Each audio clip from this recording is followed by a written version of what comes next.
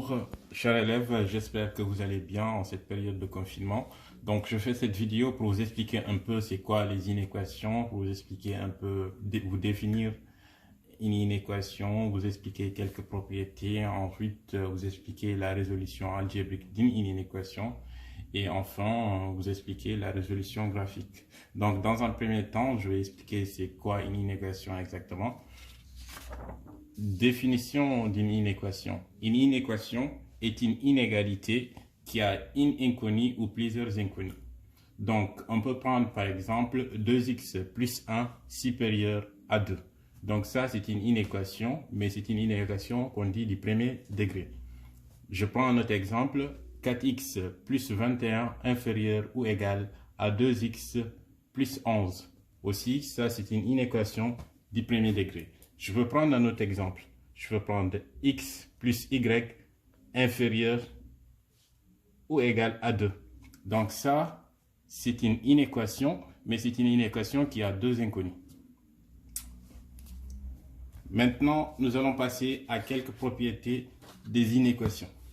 Donc, ça, c'est une inéquation du premier degré. Mais vous l'avez l'habitude de le voir, on vous demande de traduire cette inégalité sous forme d'intervalle. Donc, si on vous demande de traduire cette inégalité sous forme d'intervalle, donc on va tracer la droite des réels. Maintenant, on place 0. À gauche de 0, on a les nombres négatifs.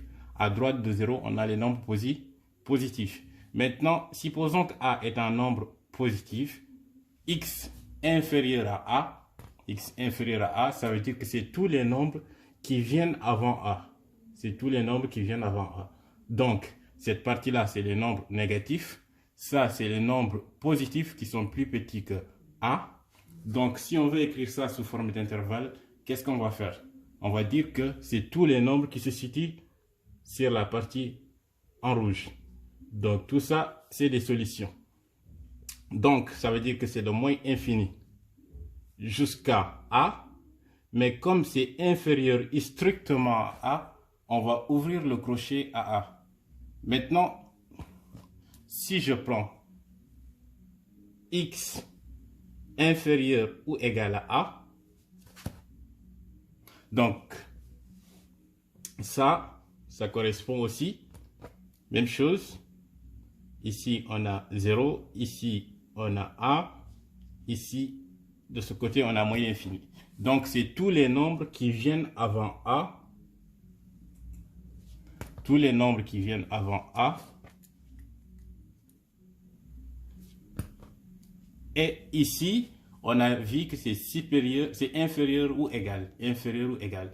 Donc, A, ça veut dire que A fait partie des nombres. C'est tous les nombres qui sont plus petits ou égaux à A. Donc, pour dire que A fait partie, donc on va fermer le crochet à A. Donc, ça, sous forme d'intervalle, ça correspond à moins infini jusqu'à A, crochet fermé. Maintenant, ici, je vais réécrire ça sous forme d'intervalle. Donc, ça nous fait moins infini jusqu'à A exclu. Et si je vous demande d'écrire x supérieur à A, donc si on traduit ça sous forme, si on représente ça sur la droite des réels, donc ici on a 0, ici on a A par exemple. Donc ça veut dire que c'est tous les nombres qui sont plus grands que A. Tous les nombres qui sont plus grands que A. Tous les nombres qui sont plus grands que A, ça va être cette partie-là. Maintenant, donc c'est toute cette partie-là. Solution, ça va être toute cette partie-là. Maintenant, comme c'est supérieur à A, donc je ne prends pas la valeur A. Donc, j'ouvre le crochet à la valeur A pour dire que A ne fait pas partie de la solution. Donc ça, si je traduis ça en intervalle, je vais avoir A exclu jusqu'à plus infini. Une règle simple, à l'infini, on ne ferme jamais le crochet. Le crochet est toujours ouvert à l'infini. Maintenant, si je prends x supérieur ou égal à A, qu'est-ce que j'obtiens? X supérieur ou égal à A, si A c'est là, 0 c'est là, donc c'est tous les nombres qui sont plus grands que A. tous les nombres qui sont plus grands ou égal à A. Plus grand ou égal à A. Donc, pour dire que A fait partie de la solution, je vais fermer le crochet à A. Donc, si je traduis ça en intervalle, je vais avoir crochet fermé à A jusqu'à plus infini. Donc, nous venons de voir quelques propriétés. Donc là, je vais ajouter d'autres propriétés. Donc, soit A et B appartenant à l'ensemble des nombres réels. Si A est plus petit que B, et ça veut dire que ça équivaut que A plus C est plus petit que A plus, plus petit que B plus C. Donc, c'est-à-dire que si je prends un exemple simple, A égale à 2, A égale à 2, B égale à 3 par exemple, et si je prends C égale à 4, donc je sais que 2 est plus petit que 3, donc ça équivaut que si j'ajoute 4 à gauche et à droite, si j'ajoute 4 à gauche et à droite de l'inégalité, ça ne change pas l'inégalité. Si j'ajoute 4 à gauche et à droite de l'inégalité, ça ne change pas le sens de l'inégalité. Donc, je vais avoir 6 est plus petit que 7. Maintenant, si A est plus grand que B, d'accord? Si A est plus grand que B, alors A plus C est plus grand que B plus C. C'est-à-dire que si on prend notre exemple, ici on va choisir A égale à 4, B égale à 3, C égale à 8. Donc on sait que 4 est plus grand que 3. Donc alors, ça veut dire que 4 plus 8 est toujours plus grand que 3 plus 8. Donc 4 plus 8, ça ne fait 12. Maintenant 3 plus 8, ça ne fait 11. Donc on voit que l'inégalité ne change pas en fait. Si on ajoute le même nombre à gauche et à droite, ça ne change pas l'inégalité. Si on ajoute ou bien on soustrait, ça ne change pas le sens de l'inégalité. Donc là, on va prendre A qui est plus petit que B. A et B, c'est des nombres réels. Donc si C est un nombre positif, A fois C va être inférieur à B fois C. Maintenant, si C est négatif, C est un nombre négatif, A fois C va être plus grand que A, va être plus grand que B fois C. Maintenant, si on prend un exemple, donc prenons A égale à 2 et B égale à 4. Maintenant, on sait que 2 est plus petit que 4. Maintenant, si C égale à 3, si on fait le calcul, 2 fois 3 égale à 6. Maintenant, 4 fois 3 égale à 12. On voit bien que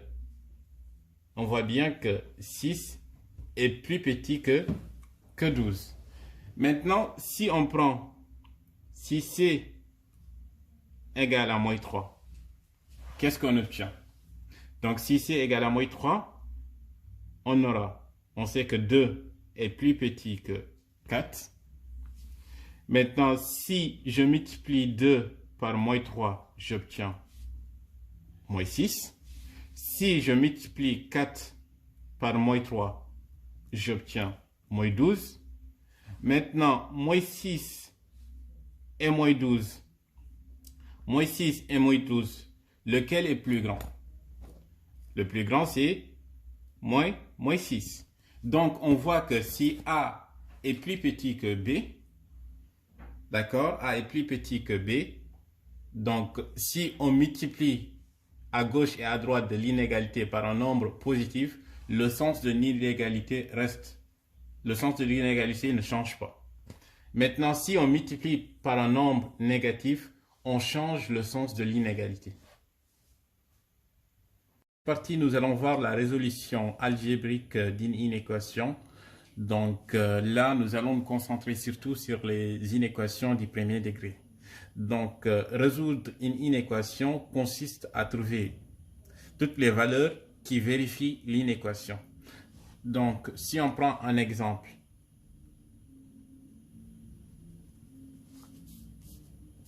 « 4x plus 3 inférieur ou égal à 2x plus 1. » Donc, la technique de résolution des inéquations est identique à la technique de résolution des équations à une exception près. Donc, c'est lorsque l'on divise par un nombre négatif, donc pour les inéquations, lorsqu'on divise par un nombre négatif, le sens de l'inégalité change.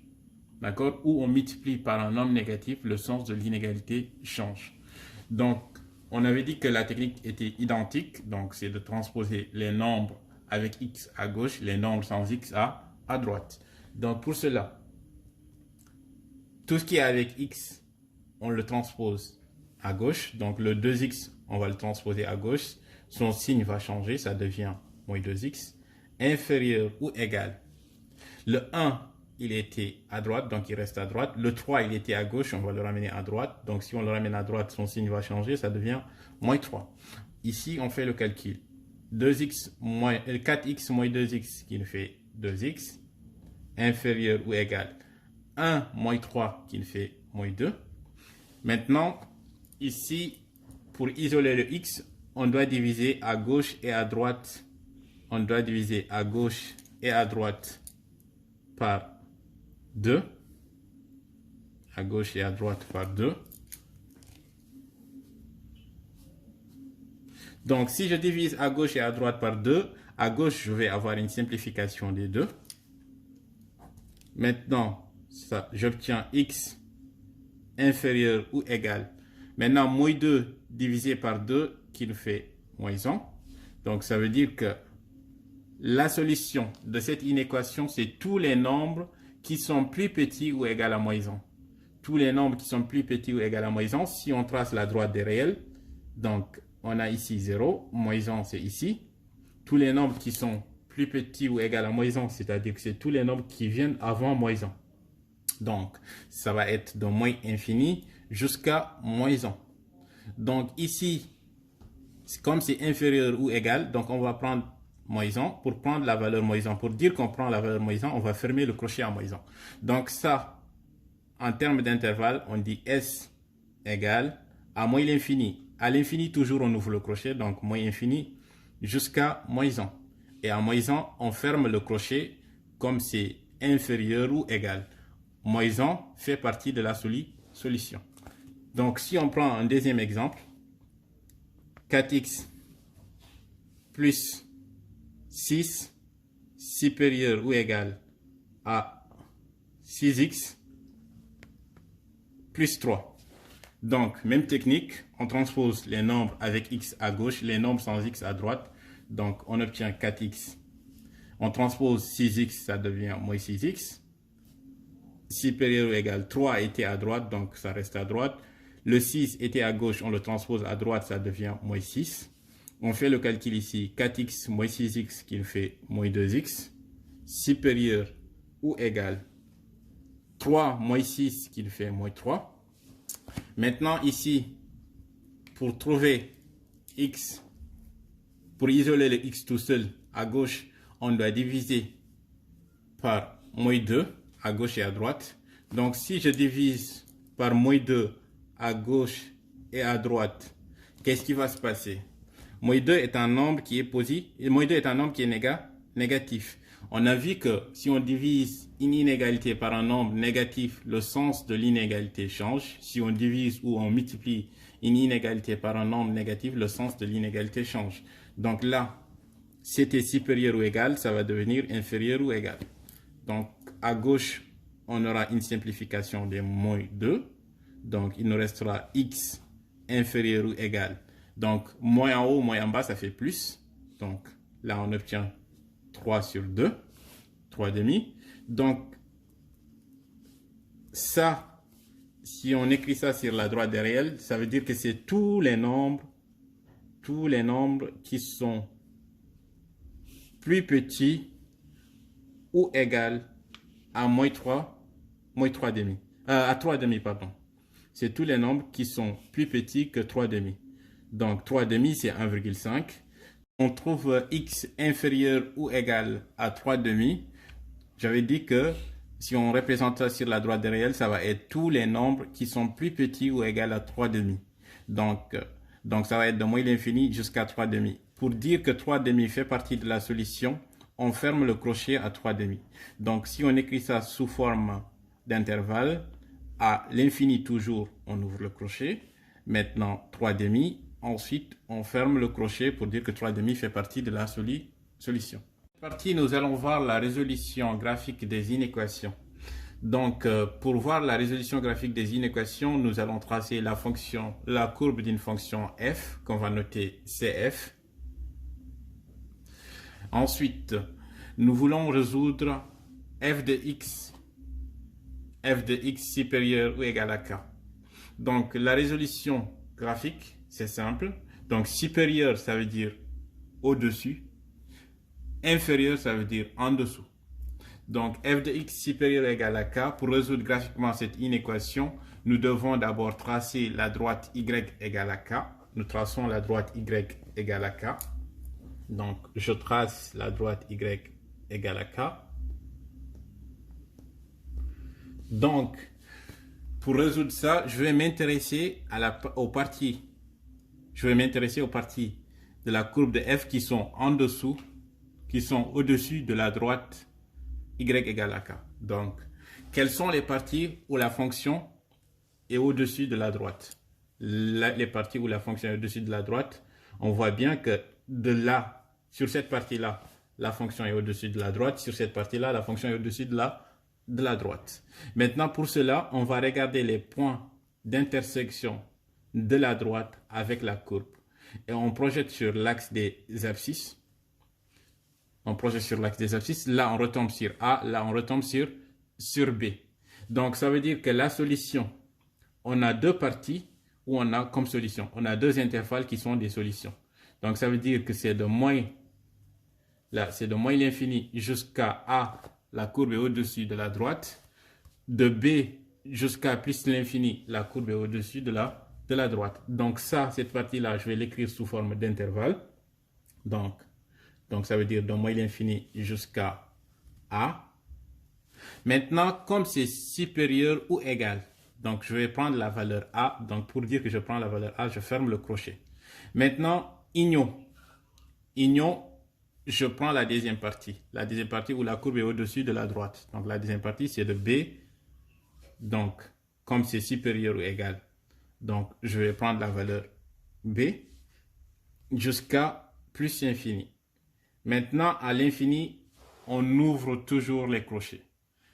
Maintenant, si je veux résoudre graphiquement f de x supérieur à k, c'est la même chose. C'est à peu près la même chose, mais sauf que ici, ce qu'on va faire, on s'intéresse à la partie de la courbe qui sont au-dessus de la droite.